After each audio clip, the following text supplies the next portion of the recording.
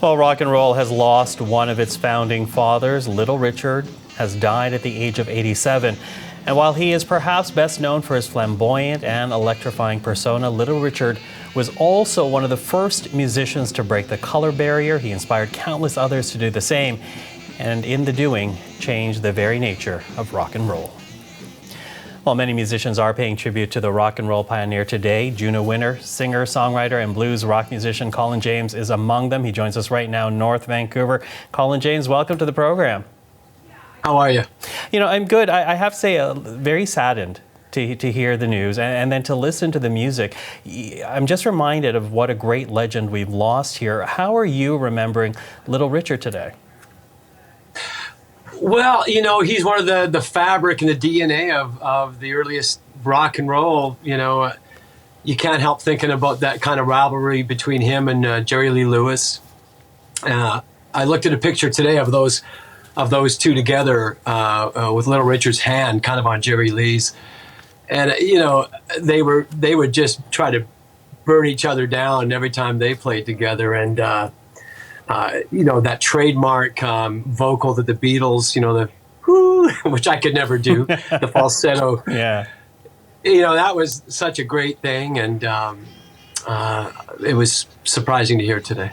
Hey, obviously, I'm not a musician, so I can't imagine what it's like for someone like you. But when I think about his many songs, I think about being a little kid and really just taking notice of the beats, the way, as you say, he actually added his own intonations and his own kind of ad-libs to the lyrics. What was it like for you, though? Here you are, you're a musician, your music is grounded in blues and swing. What was it like for you to hear him the first time? Do you remember?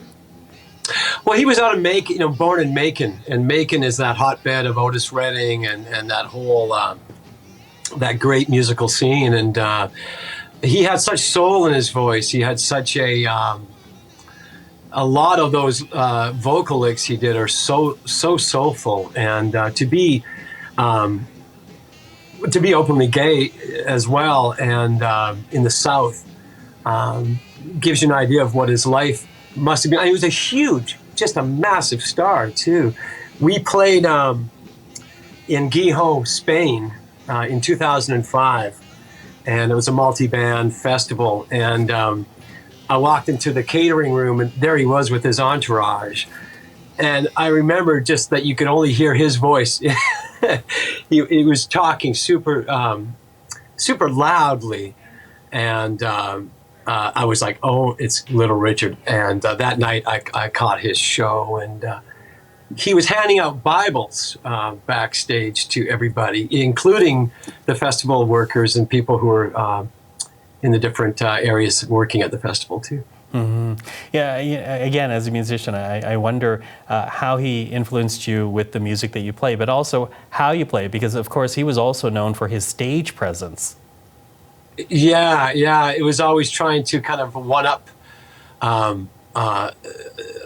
He toured with Sam Cooke in England years ago, and I think until Sam Cooke got on stage and played a super strong set, he didn't want to play music that he was in a gospel, doing a gospel thing at the time. I wanted it to be mostly religious music, and I think once Sam Cooke hit the stage, he got on and tore it up because he just couldn't stand the idea of being upstaged.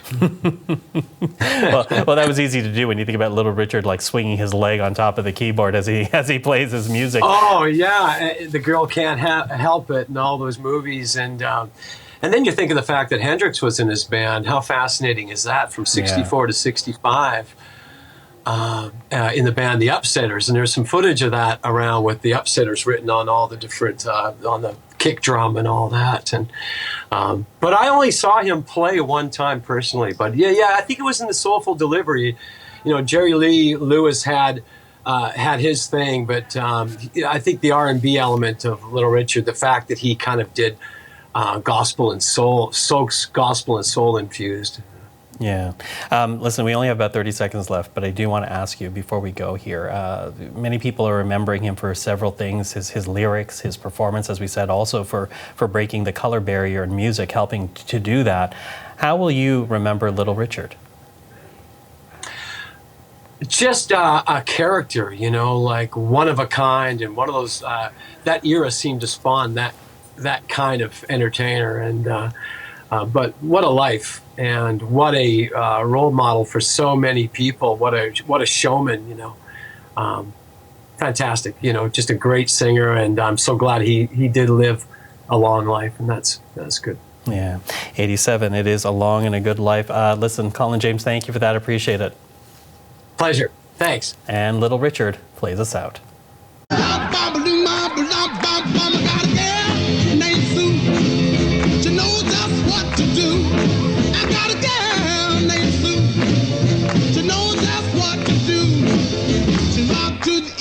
She rock to the west, but she's the gal